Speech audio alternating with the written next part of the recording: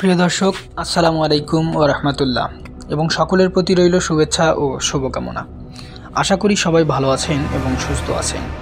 আপনাদের সকলের প্রিয় ভৌতিক গল্প নিয়ে গল্পের ভূত 914 থেকে সাথে আছি আমি সাইফুল শাকিল। প্রিয় দর্শক, আমাদের গল্পগুলো যদি আপনাদের ভালো লাগে তাহলে আমাদের চ্যানেলটি সাবস্ক্রাইব করুন, লাইক, কমেন্ট এবং শেয়ার করুন। নিয়মিত আমাদের ভিডিওগুলো পেতে বেল আইকনে ক্লিক করুন। মনে রাখবেন, আপনাদের ভালোবাসাই আমাদের অনুপ্রেরণা। প্রিয় দর্শক, তাহলে আর কথা না বাড়িয়ে শুনতে থাকুন আপনাদের সকলের প্রিয় ভৌতিক গল্প, গল্পের ভূত 914।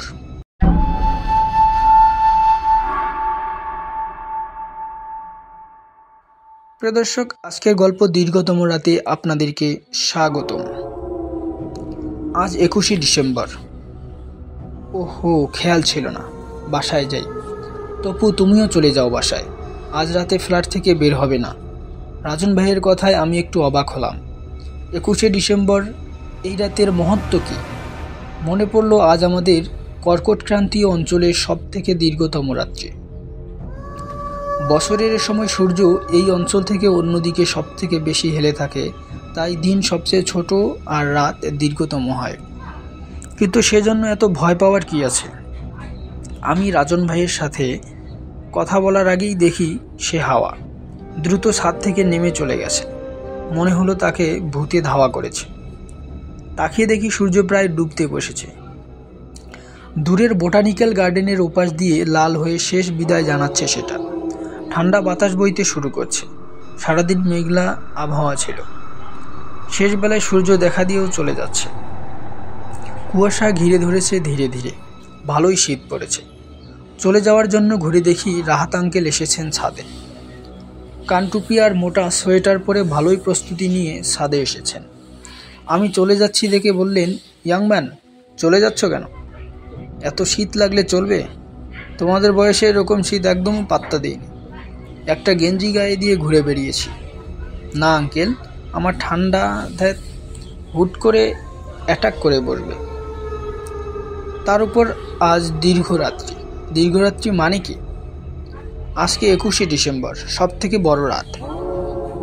রাহাত আঙ্কেল একটু চমকে গেলেন। বললেন, ওহো, আজ 21শে ডিসেম্বর রাত, ভুলেই গেছিলাম। যাই, বাসায় যাই। কেন আঙ্কেল? 21শে ডিসেম্বর রাতে কি সমস্যা আছে? আঙ্কেল একটু থতমত খেয়ে বললেন, না, সমস্যা কিছু না, তবে সতর্ক থাকা ভালো। আমি বিস্মিত হয়ে বললাম, কিসের সতর্ক? রাহাত আঙ্কেল একবার দূরের বোটানিক্যাল গার্ডেনের দিকে তাকালেন। এইমাত্র সূর্য ডুবে গেছে সেদিকে। আমাকে নিচু গলায় বললেন, তুমি তো অল্প কিছুদিন এসেছো এই বাসায়, 1 বছর তো হয়নি, তাই না? আমি মাথা নাড়লাম। মিরপুরের এই বাসায় ভাড়া নিয়েছি 8-9 মাস আগে। চমৎকার বাসা, ভাড়াও অল্প, প্রতিবেশীরা ভালো, সব কিছু মিলিয়ে ভালো আছি।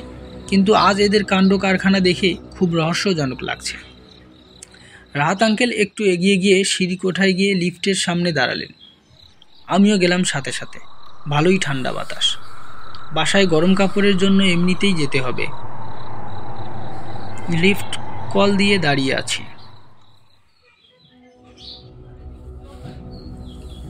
রাহাত আঙ্কেল নিচু গলায় বললেন, আজ রাতে ফ্ল্যাট থেকে বের হয়েও না তপু, সতর্ক থাকা ভালো। আমি অধৈর্য হয়ে বললাম, কি ব্যাপার, একটু খুলে বলেন না আঙ্কেল। তখন রাজন ভাইও কি জানি বলছিল এমন। কি সমস্যা আসলে? লিফট এসে গেছে। রাহাত আঙ্কেল ভিতরে ঢুকে গেলেন। আমিও ভিতরে ঢুকলাম। আমি তাকিয়ে আছি তার দিকে রহস্যময় কথাবার্তার কারণ জানতে। উনি বললেন, তেমন কিছু না, গত 3 বছর টানা এই রাতে এই ফ্ল্যাটে একটা না একটা দুর্ঘটনা ঘটছে। আমি বললাম, কীরকম দুর্ঘটনা? কাকতালীয় নিশ্চয়ই। লিফট খুলে গেল 6 তলা। রাহাত আঙ্কেল 6 তলার ফ্ল্যাটে থাকেন। রাহাত আঙ্কেল নেমে গেলেন। ঘুরে একবার আমার দিকে তাকিয়ে বললেন, কাকতালীয় কি নিয়ে জানি না, তবে কেউ না কেউ মারা গেছে। লিফট বন্ধ হয়ে গেল। পুরো ঘটনা না বলেই কেটে পড়লেন রাহাত আঙ্কেল। আমি 4 তলায় আমার ফ্ল্যাটে এলাম চিন্তিত মুখে। দরজায় কলিং বেল দিতেই নীলা দরজা খুলল উদ্বিগ্ন মুখে। তুমি কই ছিলে এই ঠান্ডার মধ্যে? মোবাইল নিয়ে যাওনি কেন? আমি কিছু বললাম না। ফ্ল্যাটটা একটু ছোট, 1000 স্কোয়ার ফিট, কিন্তু আমাদের ছোট ফ্যামিলি, তাই বেশ চলে যায়। আমি, নীলা আর আমার 7 বছরের মেয়ে টিনা। টিনা টিভি দেখছিল। তার স্কুল পরীক্ষা শেষ, সারাদিন তেমন কিছু করার নেই, টিভি দেখে সময় কাটায়। ভাবছিলাম তাদেরকে টিনার নানার বাড়ি ফরিদপুর রেখে আসবো। আমি সময় করে উঠতে পারিনি। সামনের সপ্তাহে নিয়ে যাব। নীলা রান্নাঘরে ছিল। কিছুক্ষণ পর এসে বলল কাজের বুয়া আসে নাই। আমাকে ফোন কলে বলে, আপা আজ রাতে বাসা থেকে বের হইেন না। আমি চমকে গেলাম, বললাম মানে কি? নীলা শুকনো হাসি হেসে বলল, সেটা কি জানি। ফোন দিয়েছিলাম কেন আসে নাই শুনতে, তখন বলল আজ আপনার বাসার আশেপাশে যাওয়া নিষেধ, আপনারাও সাবধানে থাকেন, রাতে বের হইেন না। কি সব আজব কথাবার্তা, রাতে বের হব না মানে কি? নীলা বলল, সেটার আমি কি জানি। কাজের বুয়ার মাথায় ছিট আছে মনে হয়, তার ছেঁড়া কথাবার্তা। আমি চুপ হয়ে গেলাম। মনে হচ্ছে এই বাসার একটা রহস্য আছে, কিন্তু কেউই ঠিক মতো বলছে না। একবার ভাবলাম নীলার সাথে আলোচনা করি ব্যাপারটা, পরে ভাবলাম দরকার নেই, খামাকা ভয় পেতে পারে নীলা। সে এমনিতেই ভীতু, এইসব আলোচনা শুনলে ভয় পেয়ে যাবে। কিন্তু নীলা জেনে গেল। তাকে জানিয়ে দিল নিচতলার এক ভাবি, এই বিল্ডিংয়ে নীলার একমাত্র বান্ধবী। ইন্টারকমে তারা মাঝে মাঝে দীর্ঘ আলাপ করে। আজও ইন্টারকম বেজে উঠল রাতে। নীলা কথা বলতে গেল। কিছুক্ষণ পর যখন ফিরল তখন তার মুখে ভয়ের ছাপ। আমাকে বলল, এই রিনা ভাবি তো ভয়ঙ্কর এক কথা বলল। আমি ভাব করলাম কিছুই জানি না। বললাম, কি বলল? এই বাসায় নাকি গত 3 বছর ধরে 21শে ডিসেম্বর রাতে একজন করে মারা গেছে। 3 জনকেই ছাদে পাওয়া গেছে। ডাক্তার বলেছে হার্ট অ্যাটাক, কিন্তু সবার চেহারায় নাকি আতঙ্কের ছাপ ছিল। দেখে মনে হয়েছে কিছু দেখে প্রচণ্ড ভয় পেয়েছে। আমি অভয় দেওয়ার চেষ্টা করলাম, বললাম ধুর, এইসবগুলো সব গল্প, অতিরিক্ত হরর সিনেমা দেখার ফল। এইরকম ঘটনা ঘটলে সেটা পেপার পত্রিকায় আসতো না। তাছাড়া এখন ইন্টারনেটের যুগ, কিছু ঘটলেই ভাইরাল হয়ে যায়। এরকম কিছু শুনেছ কোথাও? নীলা বলল, আমি এত কিছু জানি না, আমার ভয় লাগছে। নীলা ভাবি বলেছে আজ রাতে কোনো অবস্থাতেই যেন বাসার ছাদে বা বাসার দরজা না খুলি। নিচে দারোয়ানও নাকি 10টার পর গেট বন্ধ করে শুয়ে পড়বে, আর ছাদে যাওয়া যাবে না কোনোভাবে। উফ, আমার খুব ভয় করছে। তুমি বাসা নেওয়ার সময় কেন ঠিকঠাক মতো খোঁজ খবর নিলা না? আমি কি বলবো ভেবে পেলাম না। উঠে গিয়ে মেইন দরজা বন্ধ করে দিয়ে এলাম ভালো করে। আমাদের বিল্ডিংটা 10 তলা। বিল্ডিংয়ের সামনে রাস্তা, 2 পাশে অন্য বিল্ডিং, কিন্তু সেগুলো 3 তলা হওয়ায় আমাদের 4 তলা থেকেও আশেপাশে অনেক দূর পর্যন্ত দেখা যায়। পিছনে ফাঁকা জায়গা এবং তারপরেই বোটানিক্যাল গার্ডেনের দেয়াল। অন্যদিন সেদিকে তাকালে গাঢ় অন্ধকারে গাছপালা দেখতে ভালো লাগতো, আর সেদিকে তাকিয়ে ভয় লাগছে। আমি পিছনের রুমটা বন্ধ করে দিলাম। রাতে তাড়াতাড়ি খেয়ে শুয়ে পড়ার পর প্ল্যান করলাম আমরা। রাতটা খুবই নিস্তব্ধ। নীলা একবার বলল, চারদিকে কোনো শব্দ নেই কেন? গাড়ির কোনো হর্ন নেই, পোকার ডাক নেই। আমি বললাম, ধুর, তোমার মনে ভয় ঢুকে গেছে। এই শীতে কে বের হবে রাস্তায়? বললাম বটে, কিন্তু আমার কানেও নিস্তব্ধতা অস্বাভাবিক লাগছিল। বিছানায় শুয়ে পড়েছি, এই সময় ফোন বাজলো। তাকিয়ে দেখি সাজ্জাদ ফোন দিয়েছে। দুলাভাই কেমন আছেন? আমি আসতেছি, নিচের গেট খোলা রেখেন। আমি তাড়াতাড়ি বললাম, সাজ্জাদ তুমি আজ এসো না, একটা ঝামেলা আছে, আগামীকাল এসো। কি বলছেন দুলাভাই? আমি কিছু বুঝতে পারছি না। আমার মোবাইলে চার্জ ফুরিয়ে যাচ্ছে, আসতেছি আমি, আধা ঘন্টার মধ্যে পৌঁছে যাব, তখন শুনবো আপনার কথা। ফোন কেটে গেল। সাজ্জাদ আমার একমাত্র শ্যালক। নীলা উদ্বিগ্ন মুখে বলল, কি বললো সাজ্জাদ? আসতেছে এখন? কি বলো? তুমি মানা করলে না? করলাম তো, শুনলো না, মোবাইলে চার্জ নেই বলল। নীলা ভয়ের গলায় বলল, এখন কি হবে? এই রাতে কেন আসতে হবে ওর? আমি ঘড়ি দেখলাম, রাত প্রায় 10:30। বললাম, বেশি রাত হয়নি, ভালোই হলো। সাজ্জাদ এলে আমরা লোক সংখ্যায় বেশি হব, তখন ভয় কমবে। আমরা অপেক্ষা করতে লাগলাম। রাত 11:30 বাজল, সাজ্জাদ এলো না। মোবাইলে ফোন দিলাম, সেটাও বন্ধ। আমাদের উদ্বেগ বাড়তে লাগলো। নীলা একসময় অস্থির হয়ে পড়ল। আমাকে বলল, সাজ্জাদের কি হলো, এখনও এলো না কেন? তুমি এক কাজ করো, নিচে গিয়ে দেখো। দারোয়ান ঘুমিয়ে পড়েছে নিশ্চয়। গেটের সামনে হয়তো দাঁড়িয়ে আছে সাজ্জাদ। মোবাইল বন্ধ থাকায় ফোনও দিতে পারছেন। আমি ভাবলাম সাজ্জাদ নিচ থেকে চিৎকার করে ডাকলে আমার 4তলা থেকে অনায়াসে শুনতে পাওয়ার কথা। ঠিক তখন সাজ্জাদের চিৎকার কানে ভেসে এলো। আপা! একটা ডাক নাকি ভয়ার্ত চিৎকার বুঝলাম না। নীলা আমাকে তাড়া দিল, শিগগির যাও, সাজ্জাদ নিচে দাঁড়িয়ে আছে। আমি মোবাইল নিয়ে দরজাটা খুলে বের হলাম। নীলাকে বললাম দরজা শক্ত করে আটকে রাখতে, আমি মোবাইলে ফোন না দেওয়া পর্যন্ত দরজা না খুলতে। নীলা দরজা বন্ধ করে দিল। আমি লিফট থেকে উঠলাম। লিফটে ওঠা মাত্র ইলেকট্রিসিটি চলে গিয়ে চারদিকটা অন্ধকার হয়ে গেল। লিফটের ভিতর ঘুটঘুটে অন্ধকার। আমার মনে হলো কেউ একজন লিফটে আসে। স্পষ্ট নিঃশ্বাসের শব্দ শুনতে পেলাম, কিন্তু লিফটে ঢোকার সময় তো কাউকে দেখেছি মনে পড়ছে না। আমি মোবাইলের আলো জ্বালালাম। লিফট খালি, কেউ নেই। মনের উপর কি সাংঘাতিক চাপ পড়লে মানুষ এরকম ভুল অনুভব করতে পারে ভেবে একটু শুকনো হাসি হাসলাম।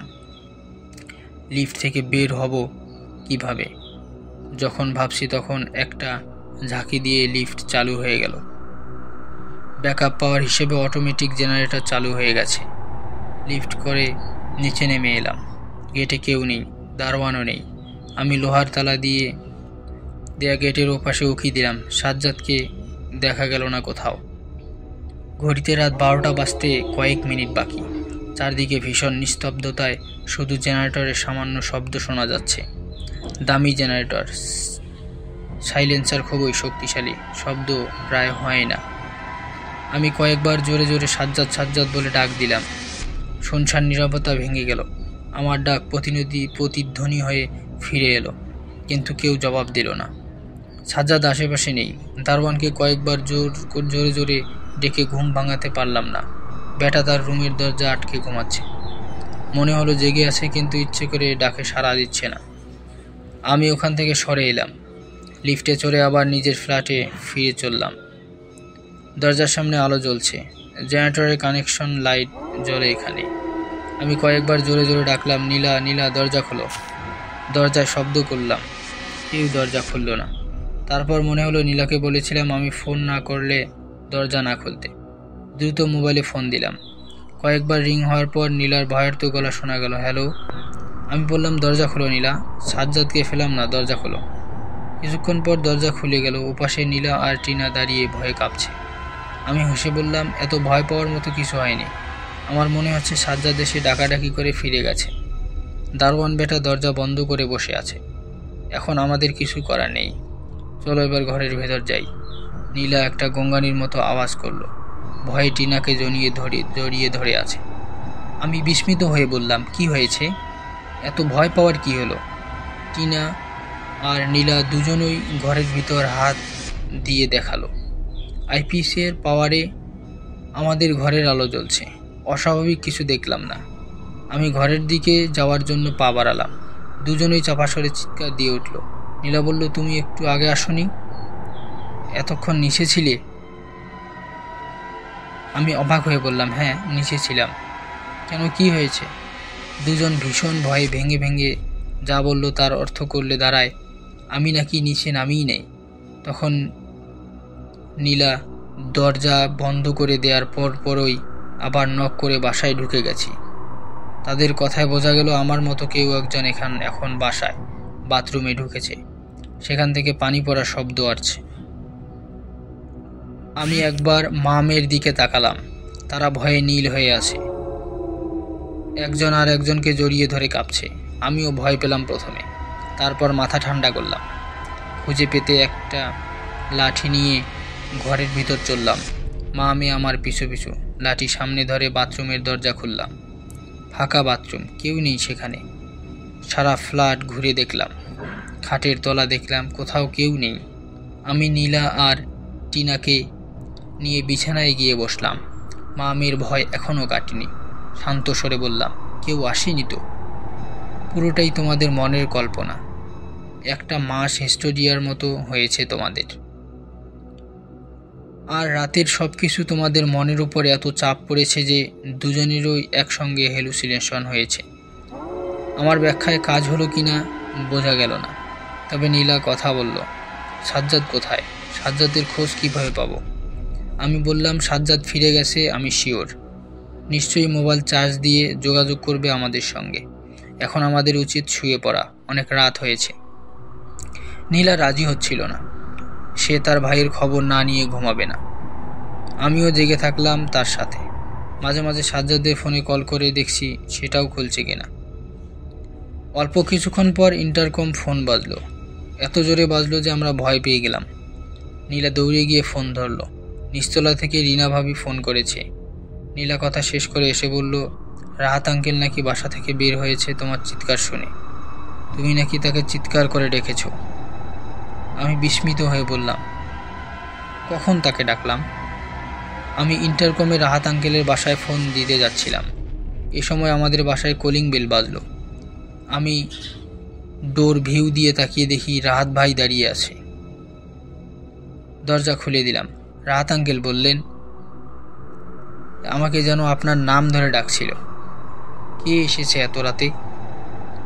আমি বললাম, আমার শ্যালক সাজ্জাদের আসার কথা ছিল, সম্ভবত সে নিচ থেকে ডাকাডাকি করে চলে গেছে। রাহাত আঙ্কেল বললেন, না, আমি তো ছাদের দিক থেকে তার ডাক শুনলাম। সম্ভবত সে ছাদে উঠে গেছে, সেখানে গিয়ে দেখা দরকার। রাহাত আঙ্কেলের গলায় একটা কিছু ছিল। আমি বললাম, চলেন যাই, ছাদে গিয়ে দেখে আসি। নীলা পাশে এসে দাঁড়িয়েছিল। সে আমাকে টেনে ধরে বলল, এত রাতে ছাদে যাবা? আমি বললাম, আরে রাহাত আঙ্কেল আছে তো সাথে, ভয় কি? তাছাড়া সত্যিই সাজ্জাদ ছাদে গেল কিনা সে ব্যাপারটা দেখতে হবে। নীলা ভয়ে স্তব্ধ করতে লাগলো। আমি পাত্তা না দিয়ে চলে এলাম। লিফটে করে ছাদের চিলিকোঠায় এসে ছাদের গেট খুললাম। ছাদে পা দিয়েই বুঝলাম বড় কোনো গড়বড় আছে এখানে। আমাদের ছাদে অদ্ভুত একটা নীরবতা। আশ্চর্য হয়ে লক্ষ্য করলাম ছাদের মাঝখানে দাঁড়িয়ে আছে সাজ্জাদ। আমার দিকেও অদ্ভুত চোখে তাকিয়ে আছে। কিন্তু সাজ্জাদের পাশে কে বসে আছে? সাজ্জাদের পাশে হাঁটু গেড়ে বসে আছে রাহাত আঙ্কেল। একটু আগেই আমার পাশে দাঁড়িয়েছিলেন। এত দ্রুত ছাদের মাঝখানে কিভাবে গেলেন? দেখে মনে হলো রাহাত আঙ্কেল ওইখানে আগে থেকেই ছিলেন। তাহলে আমার সঙ্গে এতক্ষণ কে ছিল? আমি ভয়ে দাঁড়িয়ে রইলাম। আর একবার ডাকলাম, সাজ্জাদ। সাজ্জাদ একটা হাত উঁচু করে আমার দিকে তাক করল, বলল, বেঁচে গেলি। আমি আর একজনকে পেয়ে গেছি আজ। আমি জ্ঞান হারালাম। যখন জ্ঞান ফিরল তখন কেউ আমার মুখে পানি ঝাপটা দিচ্ছিল। তাকিয়ে দেখি নীলা। আকাশ পরিষ্কার হতে শুরু করেছে। আমি উঠে বসলাম। নীলা, রিনা ভাবি আর রাজন ভাই দাঁড়িয়ে আছে আমাকে ঘিরে। আমি বললাম, টিনা কই? নীলা বলল, রিনা ভাবির বাসায় রেখে এসেছি। আমি ছাদের দিকে তাকালাম, সেখানে কেউ নেই। বললাম, সাজ্জাদ? নীলা বলল, সে গতকাল আসেইনি। ফোনের চার্জ চলে যাওয়ার আসার চিন্তা বাদ দিয়ে বাসায় গেছে। সকালে ফোন করে জেনেছি। রাহাত আঙ্কেল? রিনা ভাবি ভয়ার্ত কণ্ঠে বলল, রাহাত আঙ্কেলকে পাওয়া যাচ্ছে না। রাতে বের হয়েছিল, এরপর থেকে লাপাত্তা। পরদিন দুপুরের দিকে বোটানিক্যাল গার্ডেনের ভিতরে রাহাত আঙ্কেলকে পাওয়া গেল। মারা গেছেন। ডাক্তার বলল হার্ট অ্যাটাক করেছে। কিন্তু আমরা সবাই দেখলাম রাহাত আঙ্কেলের চোখে মুখে নগ্ন আতঙ্ক। কি দেখেছিলেন উনি? গেট বন্ধ ছিল। তাহলে এই বন জঙ্গলে এলেন কিভাবে? আমরা সাজ্জাদের ডাক শুনলাম রাতে। কে ডেকেছিল? ছাদেই বা কে ছিল ওটা? আমার মতো কে আমাদের বাসায় ঢুকেছিল? সেই ভয়াবহ রাতের রহস্য ভাঙা আরও হলো না। আমরা 1 সপ্তাহের ভিতর বাসা ছেড়ে দিলাম।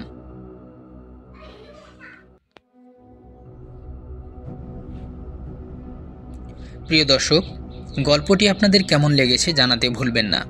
গল্প সম্পর্কে আপনাদের অনুভূতি জানিয়ে দিন কমেন্ট বক্সে।